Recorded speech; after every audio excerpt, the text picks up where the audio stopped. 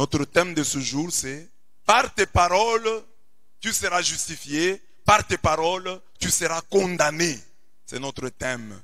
Par tes paroles, tu seras justifié. Par tes paroles, tu seras condamné. Dites à votre voisin, par tes paroles, tu seras justifié. Par tes paroles, tu seras condamné. Ce thème choisi pour notre méditation est tiré de Matthieu 12, 37. Par tes paroles, tu seras justifié et par tes paroles, tu seras condamné. Nous voulons à travers ce thème nous inviter au bon usage de la parole avec ses convictions. La vie et la mort sont au pouvoir de la langue. Proverbe 18, 21. Nous voulons sortir d'ici avec cette conviction que si quelqu'un ne bronche point en parole, c'est un homme parfait, capable de tenir tout son corps en bride. Jacques 3, 2. Nous voulons sortir de cet enseignement avec cette conviction. Tout ce que vous lierez sous la terre sera lié dans le ciel. Et tout ce que vous délierez sur la terre sera délié dans le ciel. Matthieu 18, 18. Par tes paroles, tu seras justifié. Par tes paroles, tu seras condamné. La parole est donc une épée à double tranchant. Elle peut te guérir, elle peut te justifier, mais elle peut aussi te tuer, elle peut te condamner. Et dans les textes du jour, deux modèles nous sont présentés. Caleb et la Cananéenne. Le premier est connu pour sa prise de parole positive et courageuse au moment de la conquête de la terre promise, de la terre de Canaan. Quand il devait conquérir Canaan, les autres étaient négatifs, ils désespéraient, mais Caleb a dit, avec Dieu à nos côtés, avec Dieu qui nous accompagne, nous allons conquérir cette terre promise, elle va devenir nôtre. Ça c'est Caleb. La deuxième personne, c'est la femme cananéenne. Voilà le mot Canaan qui revient. Elle est cananéenne, championne de la parole persévérante de la foi. Dieu lui répond d'abord par un silence indifférent. Devant le silence, l'indifférence et même l'irrévérence de Dieu, elle répond par la foi. Elle répond bien. Elle parle bien devant les mauvaises réponses de Dieu. Elle réagit bien devant le silence, l'indifférence et l'irrévérence, disons-le ainsi, de Dieu. Donc nous sommes appelés à bien parler. Sortons d'ici avec cette conviction. Je dois bien parler car de mes paroles dépendent et ma vie et ma mort. De mes paroles dépendent ma vie et ma vie et la mort de ma famille, de mon pays, de mon église. Quand je parle bien, les choses vont bien. Quand je parle mal, les choses vont mal. Parle bien. Dites à votre voisin, parle bien. De ton mari, de ta femme, de tes enfants, de ton pays. Parle bien. Tes paroles sont créatrices du bonheur comme du malheur. Souvent nous pensons que la mortalité ne vient que des maladies, ne vient que des accidents, ne vient que des empoisonnements, ne vient que des envoûtements, n'est que le fait des sorciers.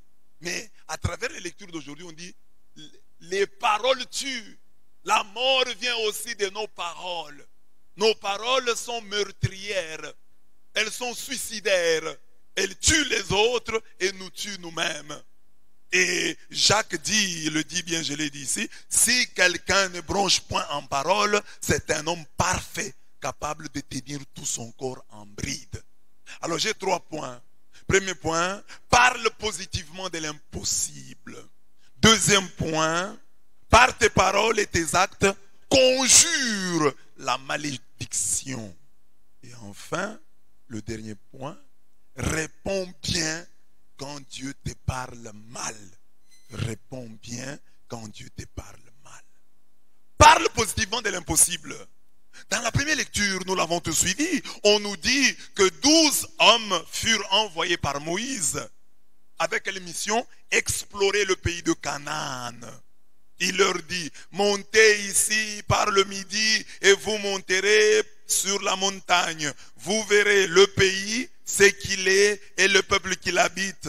S'il est fort ou faible, s'il est en petit ou en grand nombre, c'est que le pays où il habite, s'il est bon ou mauvais, c'est que sont les villes où il habite, si elles sont ouvertes ou fortifiées, c'est que le terrain, s'il est gras ou maigre, s'il y a des arbres ou s'il n'y en a point.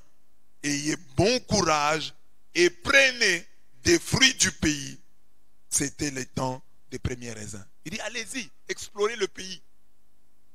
Voyez si les conditions sont réunies pour que nous puissions l'habiter. Alors, ramenez-nous comme preuve les fruits de ce pays-là. Alors, les 12 hommes se rendirent en espion sur la terre promise. Ils arrivèrent jusqu'à la vallée d'Eshcol, où ils coupèrent une branche de vigne avec une grappe de raisin qu'ils portèrent à deux au moyen d'une perche. Ils prirent aussi des grenades, des figues. On donna à ces lieux le nom de vallée d'Eshcol à cause de la grappe que les enfants d'Israël y coupèrent. Ils furent de retour de l'exploration du pays au bout de 40 jours. Ils vont faire 40 jours explorant le pays. Et ils ramènent le fruit du pays pour montrer que le pays est bon. Voilà les fruits. Nous avons les raisins, nous avons les grenades, nous avons les figues. Le pays est bon, mais ils ont une grappe de raisins. Pour parler ici, disons, comme un régime de bananes. Hein? Mais eux, c'est la grappe, on ne parle pas des régimes de raisins, on parle des grappes de raisins. Alors ils rentrent avec une grappe de raisins. Un régime de bananes, s'il faut parler en termes beaucoup plus faciles pour nous. Ça, c'est nombre 13, 23 à 25. Donc la terre est bonne. Tout le monde est convaincu d'une chose, cette terre que Dieu nous a promise est bonne. Elle est agréable. Revenus de cette exploration, les 12 explorateurs se divisèrent au sujet du rapport. 10 d'entre eux se montrèrent positifs dans leurs prémices et négatifs dans leurs conclusions. Donc les prémices chez tout le monde étaient les mêmes. La terre est bonne, le pays est habitable. C'est bon, c'est un bon pays. La terre est fertile. Mais la conclusion, c'est ça la différence. Amen. Amen. Dis à ton voisin, c'est ça aussi le problème chez nous ici. Les prémices, nous avons les mêmes. La bénédiction est bonne. Et ceci, c'est bon. Mais est-ce que tu peux l'avoir? C'est la conclusion. La bénédiction, elle est bonne. Mais est-ce que tu es sûr que toi, tu peux l'avoir? Ils ont dit oui, la terre est bonne. Écoutez, les 10, ils étaient 12. 10 sur 12 sont négatifs dans leur conclusion. Que disent-ils? Nous sommes allés dans le pays où tu nous as envoyés. À la vérité, c'est un pays où coule le lait et le miel. Ils reconnaissent que le pays est agréable. Et en voici les fruits. Ils présentent les fruits, la grappe des raisins, les grenades, les figues. Mais le peuple qui habite ce pays est puissant. Les villes sont fortifiées, très grandes. Nous y avons vu des enfants d'Anak. Les Amalécites habitent la contrée du Midi. Les Hétiens, les Jébusiens et les Amoréens habitent la montagne. Et les Cananéens habitent près de la mer et le long du Jourdain. Nombre 13, 27 à 29. Donc, les 10 disent que le pays est bon. Mais le peuple qui habite ce pays, non. Ce peuple-là est terrible. Il est puissant. Et les villes sont fortifiées, c'est-à-dire les villes ont des clôtures.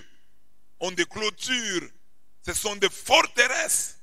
Et ces villes-là sont très grandes Pour les prendre, il faut du temps et des sacrifices. C'est pas facile. Et ils disent que nous y avons vu des enfants d'Anak. Anak avait la réputation d'être un géant qui mesurait à peu près 3 mètres.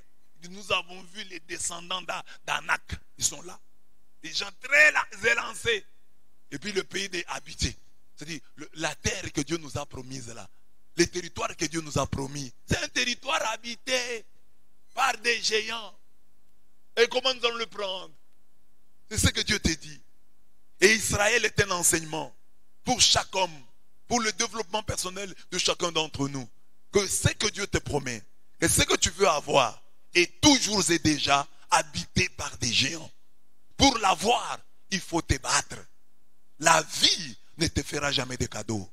Il faut te battre pour réussir, pour aller de l'avant, pour être ce que tu es, pour ne pas être autre chose.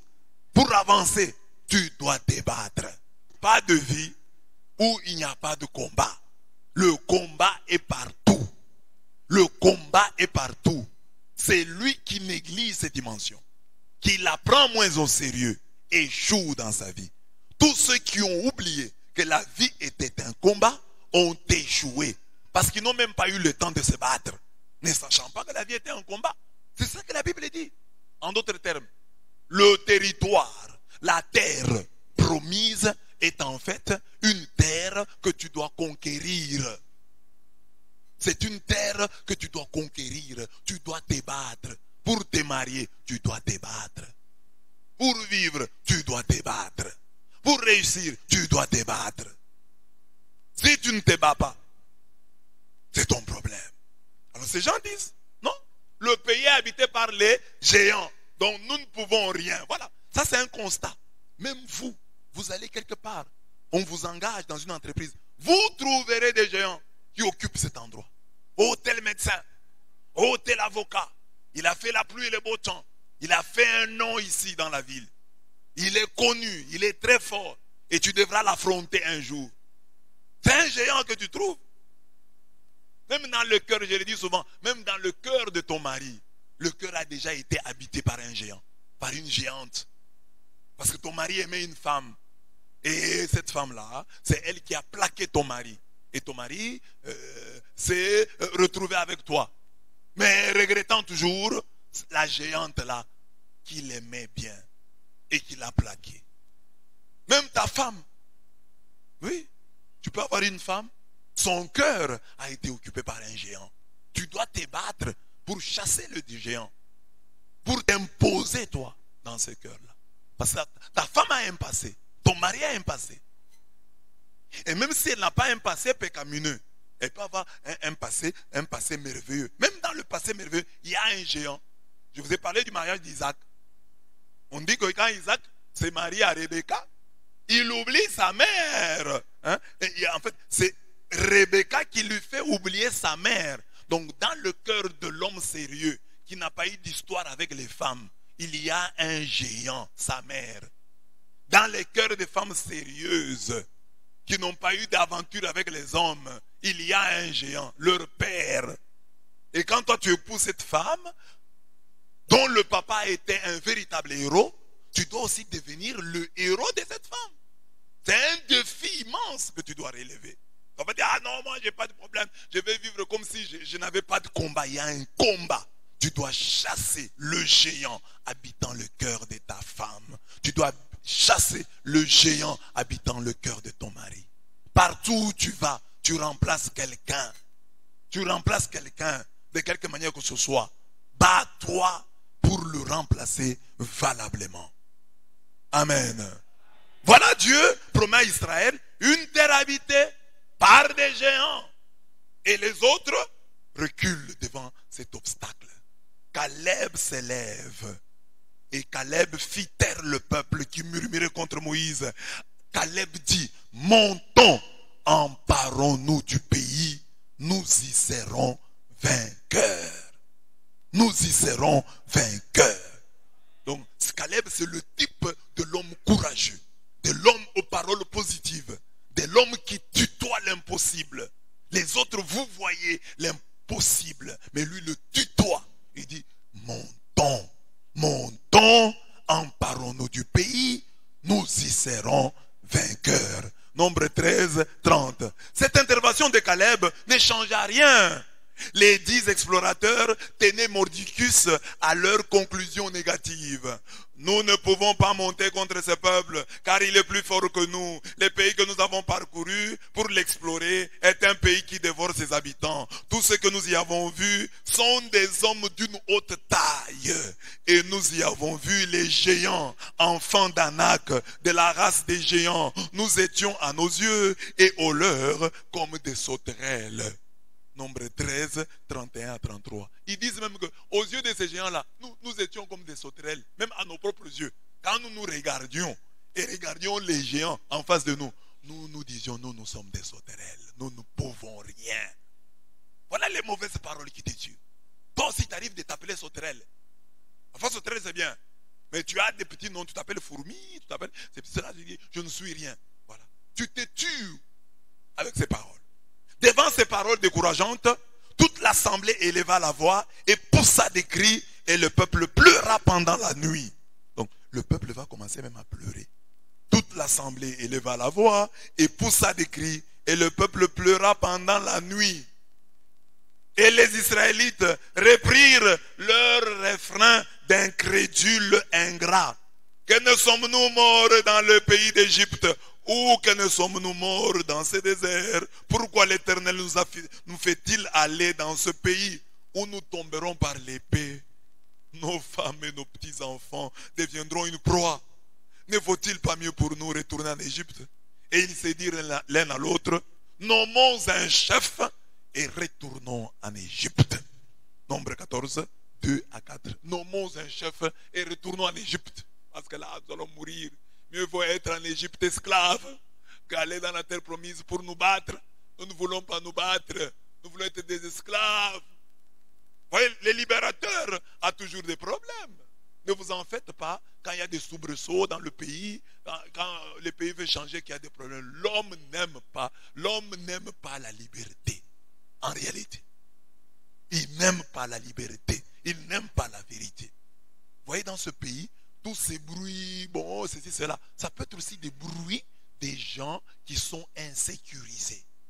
Vous pensez vraiment que des gens qui ont volé des millions dans ce pays peuvent être contents quand il y a l'inspection générale des finances? Quand ils savent qu'on peut les traquer d'une manière ou d'une autre, ils peuvent être contents, ils ne peuvent pas être contents. Donc, il faut voir derrière aussi les regrets des uns et des autres, les critiques des uns et des autres, ça. Il y a aussi des gens qui veulent vraiment le changement, qui luttent pour le social des Congolais.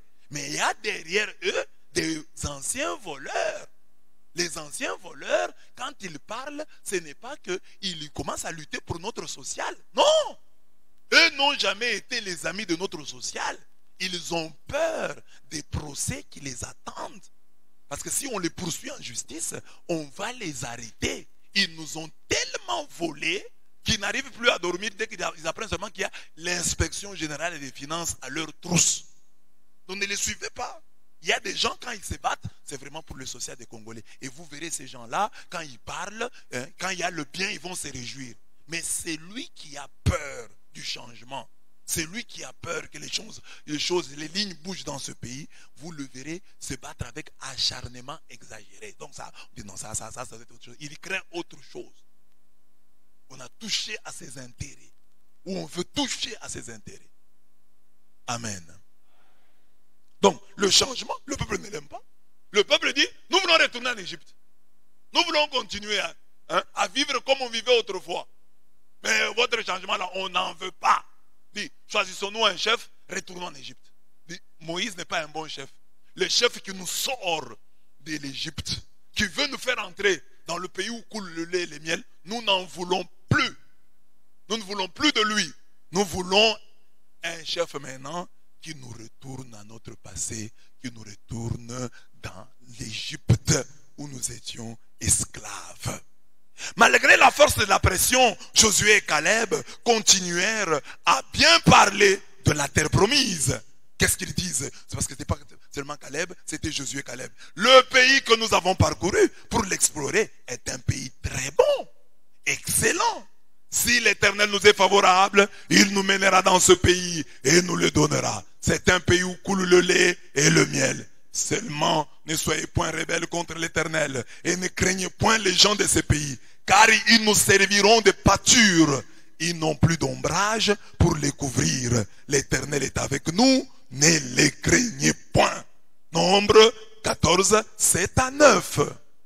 Il dit non, ne les craignez point, nous avons l'Éternel. Et ils n'ont plus d'ombrage. Personne ne les protège. Nous sommes protégés. Amen. L'assemblée était prête à lapider les tenants de la poursuite de la conquête. Donc, ils ont même commencé à prendre des pierres pour lapider Josué et Caleb. Comme vous voulez que nous puissions continuer, on vous lapide, vous allez mourir ici.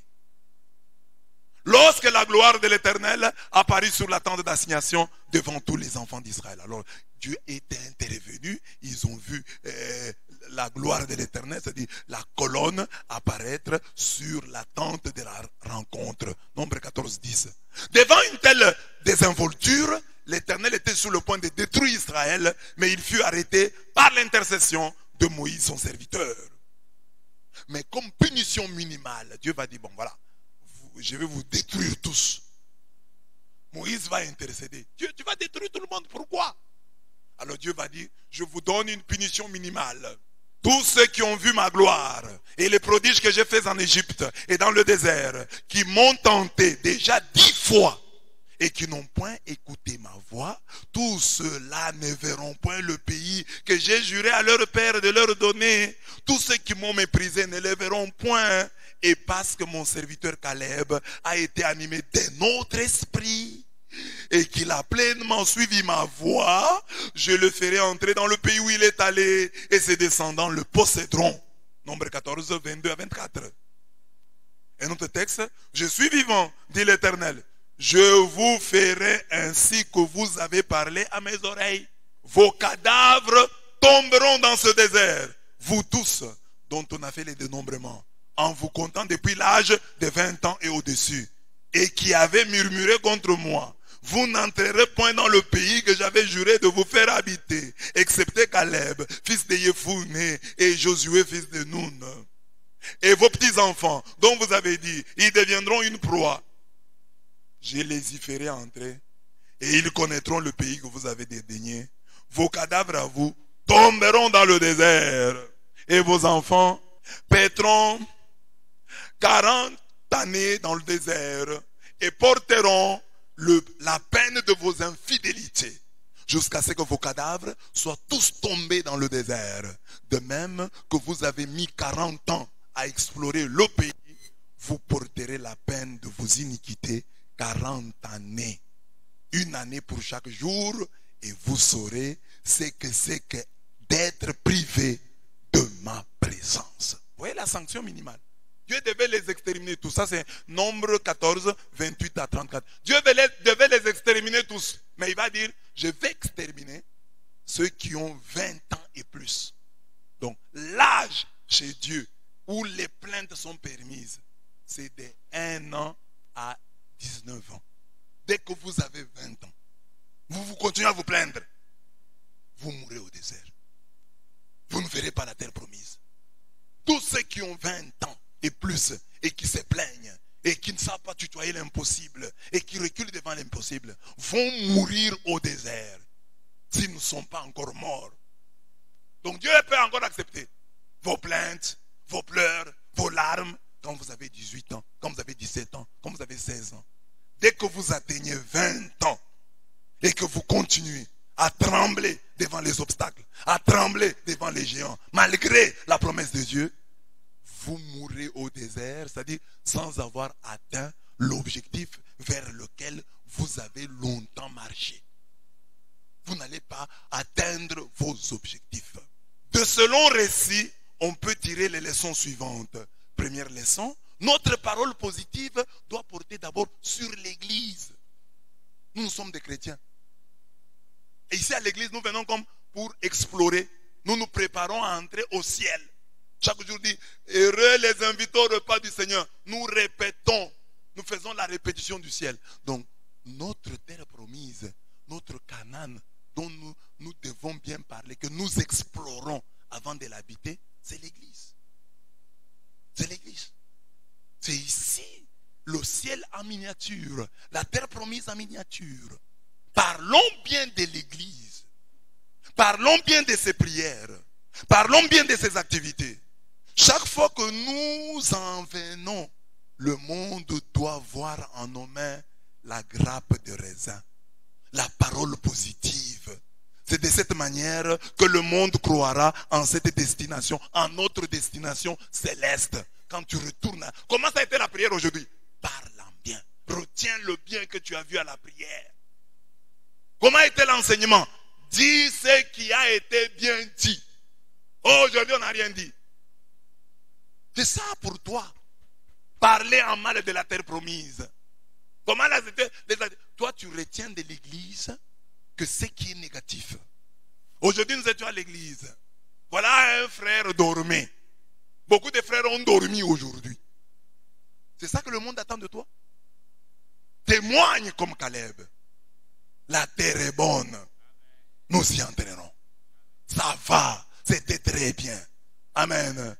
Comment était le concert? Toi, tu retiens seulement le négatif. Comment était la soirée culturelle? Toi, tu retiens seulement le négatif. Tu es comme les 10. Et on dit que c'est ça la majorité.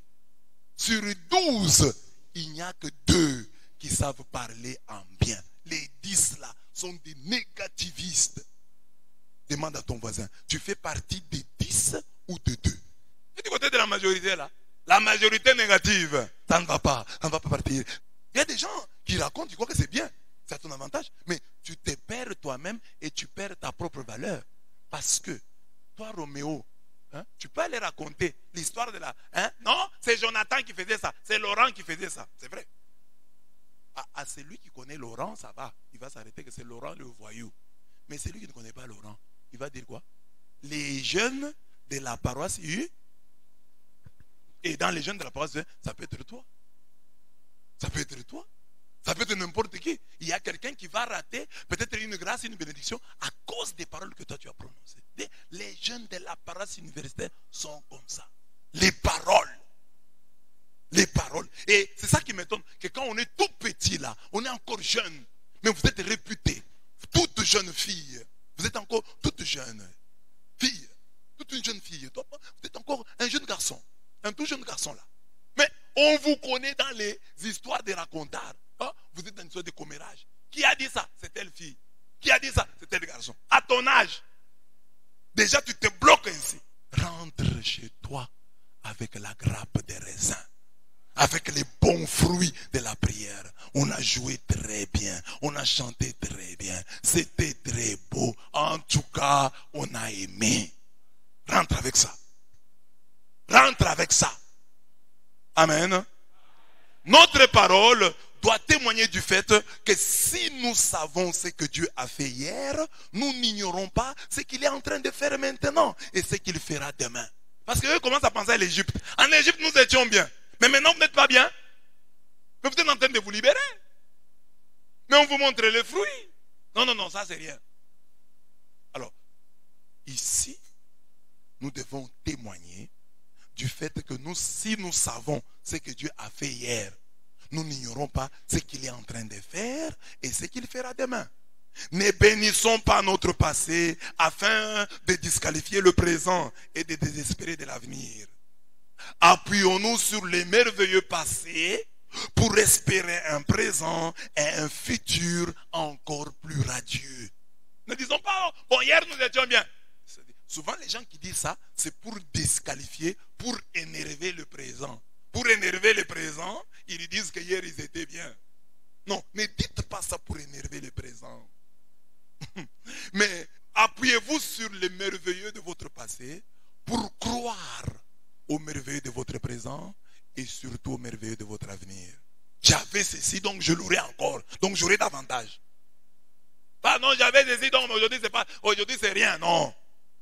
Appuie-toi sur les merveilleux passés pour espérer un présent et un futur encore plus radieux. Il y a 2 types de chrétiens, les positifs et les négatifs, les contagieux et les peureux, les optimistes et les pessimistes.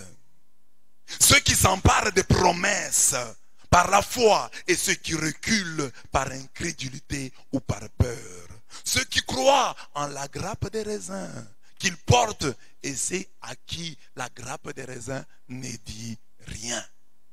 Quelqu'un va la grappe des raisins. Il a l'avant-goût.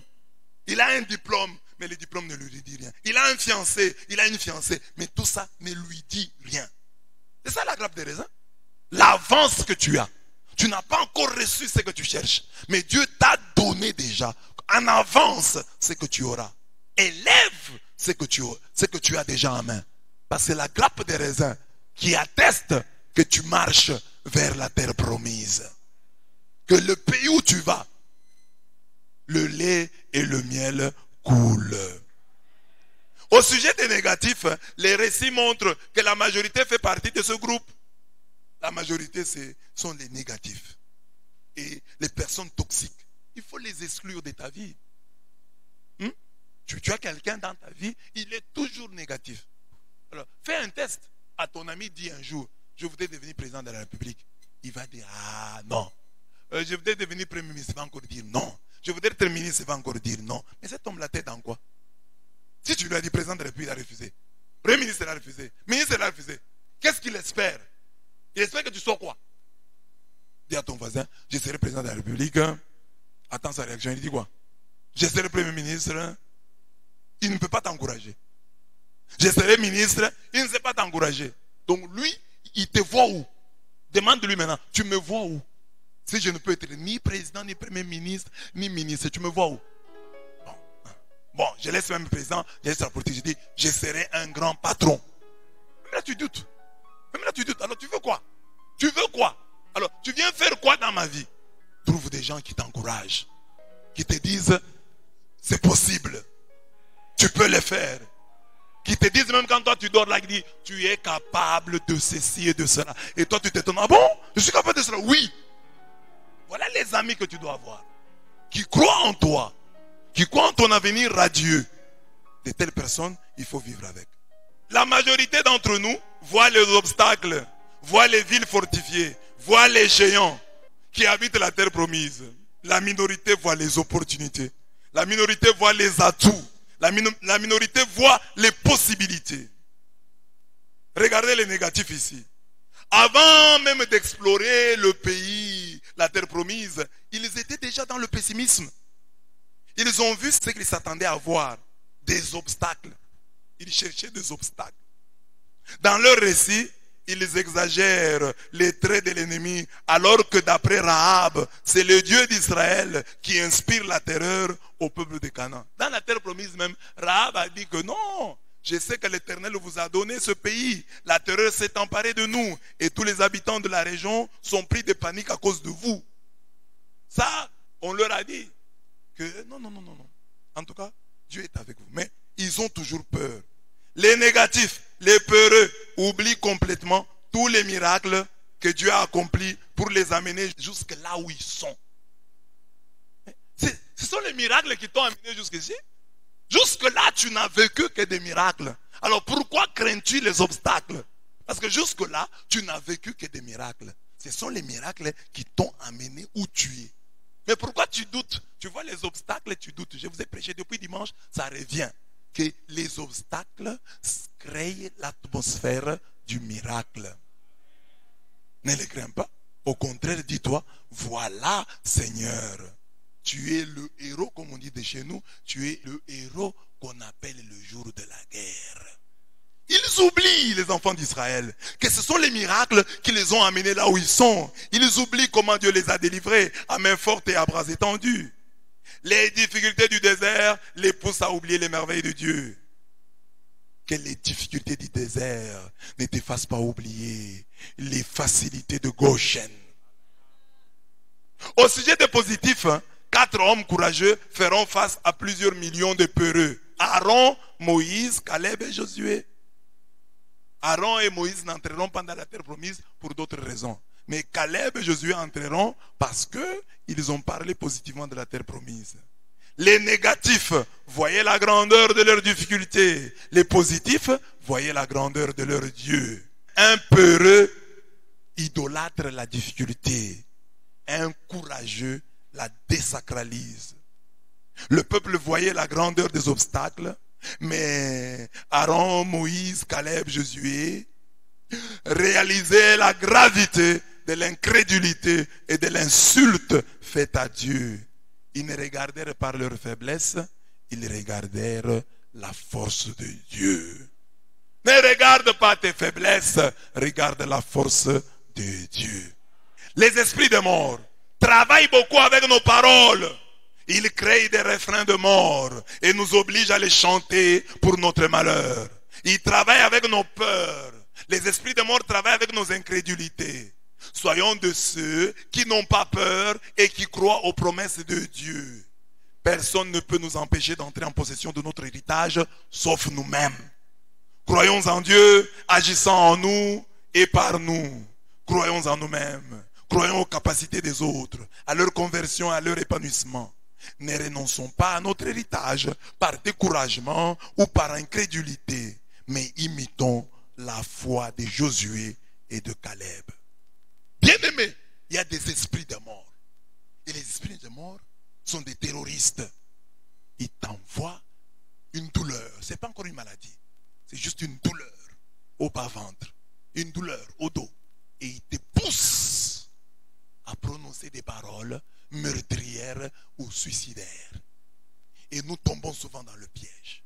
Pas seulement à prononcer des paroles, mais avoir un comportement mortifère, meurtrier et même suicidaire.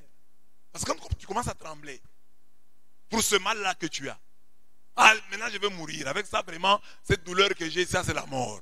Tu commences à te comporter en conséquence. Tu appelles la mort dans ta vie. Les esprits de mort sont très malins. La plupart des morts, je suis convaincu, sont d'abord des morts spirituelles. Avant de te tuer physiquement, le diable te tue spirituellement. Il te vole ta foi, il te vole ton espérance, il te vole ta capacité à prononcer des paroles positives. Ou ta capacité à être simplement positif. Parce qu'on peut prononcer des paroles positives sans être positif. Bénis-toi toi-même. Dis du bien sur toi. Parce qu'il y a beaucoup d'hommes et beaucoup de femmes qui ne disent que du mal sur toi. Alors, quand tu en as l'occasion, dis du bien sur toi. J'irai de l'avant, je réussirai, ça ira, c'est une difficulté, ça va passer, Dieu va m'aider. Prononce des paroles positives. Mais plus profondément, aie un comportement positif. Ne perds pas ta joie pour ceci, pour cela. N'alerte pas. Il y a des gens qui disent, oh non, n'alerte pas le monde pour une maladie. Pour une maladie. Il y a des gens qui meurent des maladies parce que ils croient que c'est la foi. Ce n'est pas la foi, c'est la peur. Tu as un mal et tu en parles à tout le monde. J'ai mal ici, j'ai mal ici, j'ai mal ici. Ce sont des paroles négatives. Oh non, je te dis une information, c'est pour qu'ils prient pour moi. Non, ils ne prieront pas pour toi. Demande à ton voisin. Hier, tu as prié pour qui? Hier, la nuit avant de dormir. Très peu de gens prient pour leurs semblables. Prie pour toi-même. Tu as une douleur. Va avec auprès de Dieu. Oh non, je suis malade. Prie un peu pour moi. Prie, je suis malade. Non. Garde ça. La plupart des maladies dont on a fait la publicité se sont terminées par la mort. Oh, je suis malade. Viens ici. Garde le secret de ta maladie. Prie Dieu. Et parfois, tu veux que quand tu es malade, que tu en parles pour que les gens t'aident. On va t'aider, mais tu vas mourir. Dans le temps, on perd ces habitudes. Dans les temps, quand quelqu'un tombait malade, on faisait comme un effort pour cacher un peu. Il ne fallait pas faire. Mais aujourd'hui, les maladies sont de publicité. Même la mort, on fait la publicité de la mort.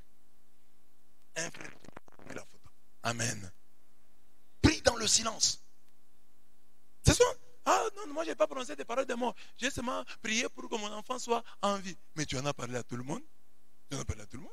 Et puis parfois il y a des choses qui ne sont pas des maladies. Le diable est un terroriste. Et je vous ai déjà dit qu'il faut avoir un comportement de vainqueur. Moi je l'ai. Parfois j'ai fait ça, les chrétiens croient que c'est de l'indifférence. Ce n'est pas de l'indifférence. Quand un chrétien tombe malade, ici à l'église, il faut que nous soyons des hommes spirituels. Et que cette maladie-là, maintenant, toute la paroisse est à la maison là. C'est bien, mais c'est mauvais. Et puis après, vous appelez même l'abbé. Mais la maladie, vous l'avez Vous lui avez donné trop de poids. Enfin, le comportement.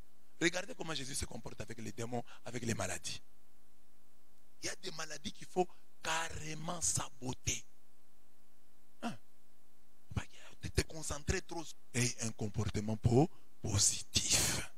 Et un comportement. N'appelle pas dans ta vie l'esprit de mort. Que l'esprit de mort ne soit pas plus malin que toi. Ah non, il te fait commettre une erreur. Tu prononces une parole de mort. Sur toi-même. Sur les autres. Non. Sache te battre contre cet esprit de mort. Sache l'emporter sur lui. Qu'il ne l'emporte pas sur toi. Toi, tu es un enfant de Dieu. Amen. Amen. Nous allons maintenant profiter de ce petit moment pour chasser les esprits, tout esprit de mort de nos familles, de notre paroisse, tous les esprits de mort qui sont peut-être entrés dans notre corps par notre comportement, par nos paroles négatives. Chassons-les au nom de Jésus. Nous chassons tout esprit de mort qui est entré dans nos vies. Par l'une ou l'autre voie. Nous le chassons de nos vies. Au nom de Jésus. Nous proclamons la victoire de Jésus-Christ à Golgotha.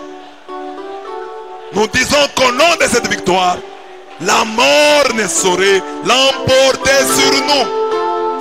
Dans l'évangile et dans la première lecture, on nous parle, la terre promise, c'est la terre de Canaan. Elle est cananéenne. Alors, nous disons, analysons un peu les origines de Canaan. Nous connaissons tous la ville de Jérusalem. La ville de double paix. Beaucoup de gens pensent même que Jérusalem serait au ciel. Mais cette ville-là, quand vous lisez les prophètes, vous trouvez qu'elle reçoit des vifs reproches de la part de ces derniers. C'est une ville infidèle. C'est une ville qui se comporte mal. D'où vient cela? D'où vient que Jérusalem, qui porte un bon nom, qui est une ville théophore, reçoive des vifs reproches de la part des prophètes de cette manière? Ézéchiel 16, 3 explique. Je vais lire la suite. Par ton origine, parlant à Jérusalem, par ton origine, par ta naissance, tu es du pays de Canaan. Ton père était amorite et ta mère hittite. Nous avons vu dans la première lecture que les territoires étaient occupés par les Amorites, par les Hittites, par les Cananéens. C'est ces territoires jadis occupés par ces peuples-là qui est devenu Jérusalem. Mais maintenant, quand on voit Jérusalem mal se comporter, on dit, ah, par ton origine et par ta naissance, tu viens de Canaan. Et Canaan, qui est-il? Canaan, c'est le fils de Cam. Le fils de Cam qui a vu la nudité de son père et qui a été maudit. Donc il y a une malédiction à la base de Jérusalem. Alors il faut connaître ses origines. Cette femme de l'évangile savait qu'elle était cananéenne et qui avait dans sa vie de mauvais fondements. Quand les fondements sont ruinés, que peut faire le juste? Cette femme est une réponse. Que quand les fondements sont ruinés, comporte-toi comme la cananéenne. Oui, elle est cananéenne. Donc elle a une origine pécamineuse. Une origine problématique. Elle a des racines mauvaises. Elle a des fondements mauvais. Voilà pourquoi même Jérusalem ne va pas de l'avant à cause de ses fondements. Donc mes bien-aimés, quand nous venons auprès de Dieu, nous devons connaître, savoir d'où nous venons. Parce que la connaissance de nos origines va déterminer notre destinée. Tu viens de quelle famille? Est-ce que la prière que tu fais correspond à la famille dont tu es issu? Est-ce que quelqu'un qui a les origines que tu as, doit-il prier comme toi tu pries? Cette femme comprend qu'elle est cananéenne. Elle arrive devant Jésus. Jésus lui complique le bidon. Mais sachant qu'elle était cananéenne, qui avait à la base de sa vie une malédiction, elle a persévéré dans la prière. Le silence de Jésus ne l'a pas découragée. L'indifférence de Jésus ne l'a pas découragée. L'irrévérence l'espérance de Jésus ne l'a pas découragée. Elle est allée jusqu'au bout parce qu'elle savait quelle malédiction elle portait. Et elle disait, je suis une Cananéenne. Jésus dit, la traite des chiens, le petit chien, la nourriture des enfants, on ne la jette pas au petit chien. Il dit, pas question, moi je vais même manger ce qui tombe de la poubelle. Elle se savait maudite, elle se savait cananéenne. Et la Bible a dit beaucoup de choses, dit, les Cananéens, il faut les détruire. Les Cananéens sont les fils de Cam. Genèse 9, 22 à 26. Et Deutéronome 20, 17 dit, vous détruirez complètement les Hittites, les Amorites, les Cananéens, les Périzites, les Hivites et les Jébusiens, comme le Seigneur votre Dieu vous l'a commandé. Donc, elle est une Cananéenne en vie, alors que la Bible a dit, détruisez les Cananéens. Tuez-les, exterminez-les. Et elle est en vie. Elle est reconnaissante pour le don de la vie qu'elle a. C'est ainsi qu'elle n'est pas orgueilleuse. Il y a des gens qui sont maudits, qui ont des vies maudites et qui en plus sont orgueilleux. Tu connais ta famille. Regarde dans ta famille, ton papa. Comment il a commencé, comment il a fini. Il est mort à quel âge? Ta maman est morte à quel âge? De quoi? Qu'est-ce qui arrive souvent dans votre famille? Les gens se marient facilement. Les gens vont de l'avant. Regarde ton père, regarde tes oncles, regarde ta mère, regarde tes tantes. Quel est le refrain qui revient dans la famille? Je vois tous mes frères, toutes mes soeurs qui sont mariés, il y a des problèmes. Donc il y a peut-être une malédiction liée au mariage. Et c'est ça qui te fait prendre conscience. Non, il y a un problème dans ma famille.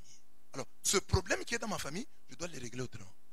Donc fais attention, ne te marie pas à la légère. Ne te marie pas parce que tu ne peux pas faire autrement. Ne vis pas avec une femme alors que tu n'as pas terminé la dot. Soit, comme tu sais qu'il y a un combat autour du mariage, comporte-toi comme il se doit. Parce que dans la famille, on a ce combat-là. Et beaucoup ne reconnaissent pas, ne font pas un effort pour dire, ah, dans la famille, il y a un problème de mort précoce. Il y a donc une malédiction. Dans la famille, il y a une malédiction liée au mariage. Dans notre famille, il y a une malédiction. Alors, s'il y a une malédiction liée au mariage, je dois me comporter autrement. Je ne dois pas commettre les erreurs commises par ma mère, par ma soeur, par mes soeurs. Quelles sont les erreurs commises par mes soeurs? Toutes mes soeurs se sont mariées un peu en désordre. Rendues grosses, on est allé les laisser. Et puis on a régularisé par la suite. Et elles ne vivent pas bien dans ces mariages. Et toi, tu es encore jeune fille. Tu as vu ça. Et tu dors. Et tu ne pries pas comme la Cananéenne. Et le silence de Jésus te décourage. Et son indifférence te décourage. Ses réponses irrévérencieuses te découragent. Non! Toi, tu as une malédiction. Toi, tu es cananéen. Toi, tu es cananéenne. Tu dois dire, moi, en tant que cananéen, en tant que cananéenne, je dois prier. Je dois me battre. Je ne suis pas comme tel et tel. Tel ne porte pas la malédiction que je porte. Tu viens de quelle famille? Dans ta famille, il y a quoi?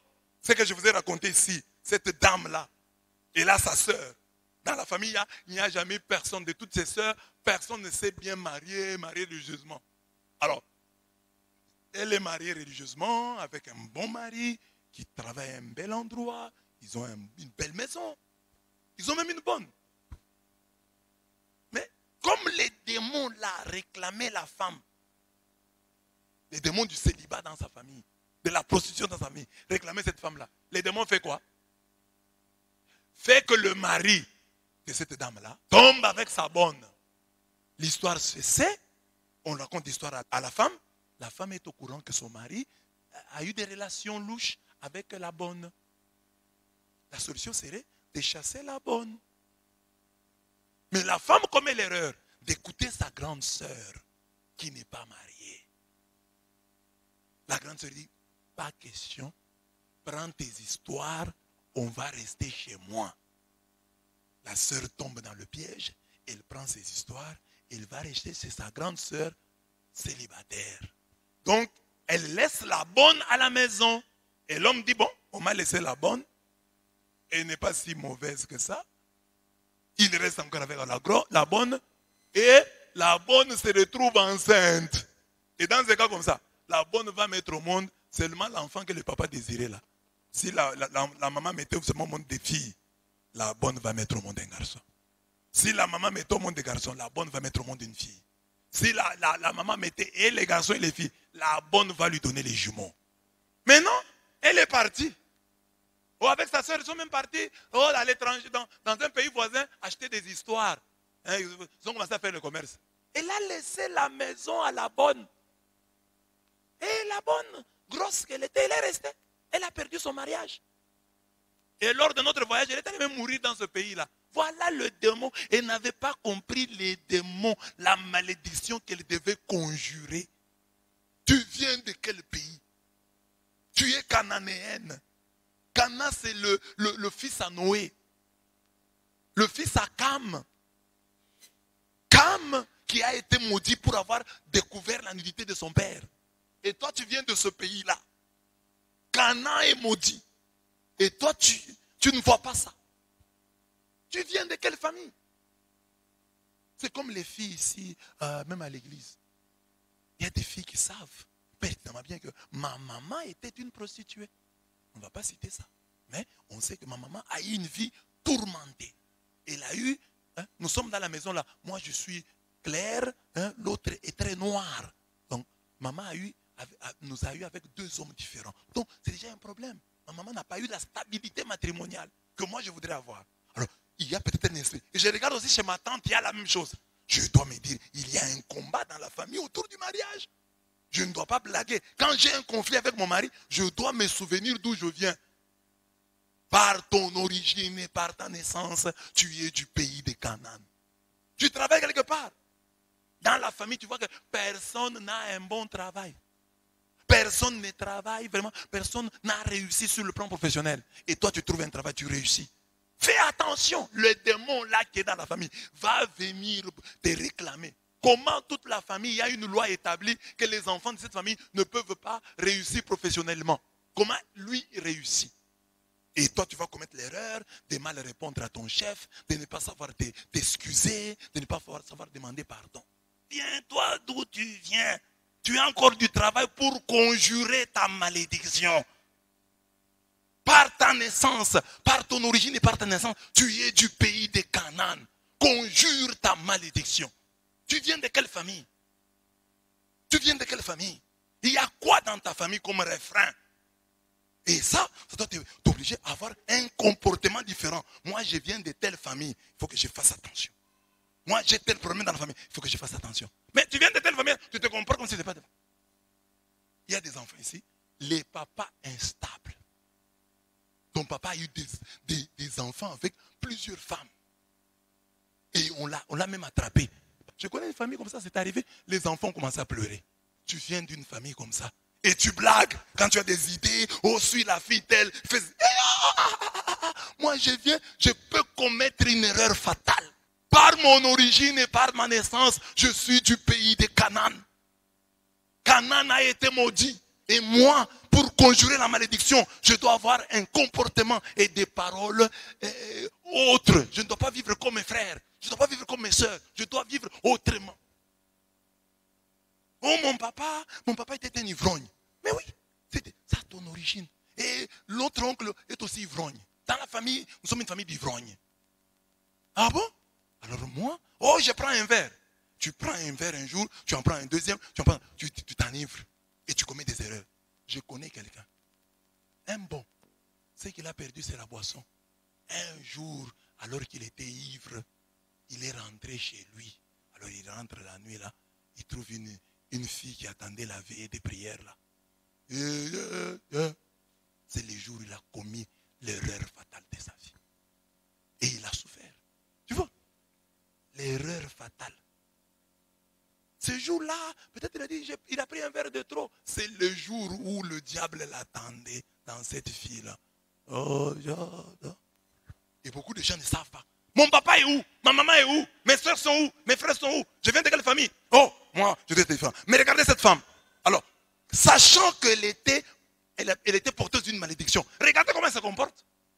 Jésus lui répond par le silence. La femme persévère. Jésus est indifférent. Je n'ai été envoyé qu'au brebis perdu d'Israël. Une raison de plus pour dire, Jésus, tu es tribaliste, je pars. Elle est restée. La nourriture des enfants, on ne peut pas la jeter aux petits chiens. Elle dit, moi, je déclare que ta poubelle à toi est belle. Si les poubelles des riches sont belles, la tienne est encore plus belle. Bénis-moi. Moi, je suis une Cananéenne. Je ne vais pas faire marche arrière parce que tu as dit ceci, tu as dit cela. Je resterai ici jusqu'à ce que tu me bénisses. Et il a été béni, sa fille a été guérie. Alors nous qui connaissons nos origines, qui connaissons les combats de nos vies, les démons qui nous réclament, ne vivons pas comme les autres. Par ton origine et par ta naissance, tu es du pays de Canaan. N'oublie jamais. Ne dis pas non, c'est un fait du hasard qu'il y ait ceci dans ma famille et cela dans ma famille. Non, s'il y a ceci dans ta famille, si cela revient à 2, 3, 4 reprises, hein, que cela t'alerte, que tu te dises non, j'ai un combat. Moi, je ne peux pas commettre l'erreur. Il y a un démon qui me réclame. Je suis au mariage, mais un démon me réclame. J'ai du travail, mais un démon me réclame. Je dois donc être attentif. Dans ma prière, je dois prier contre ces démons-là qui me réclament dans le divorce, qui me réclament dans le célibat, qui me réclament dans le chômage, qui me réclament dans la honte.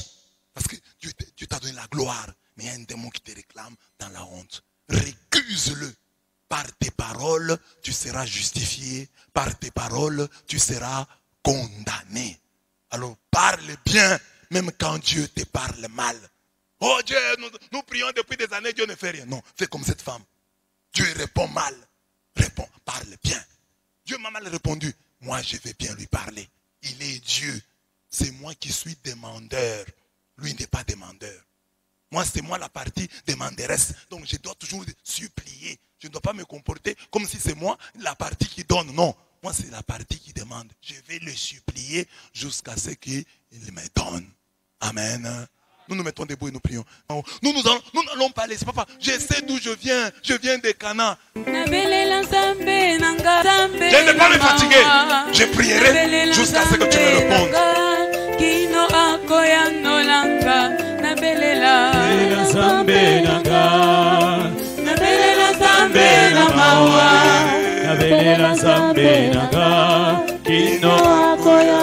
Savons d'où nous venons. Nous n'allons pas commettre les erreurs commises par nos prédécesseurs. Nous n'allons pas lâcher prise.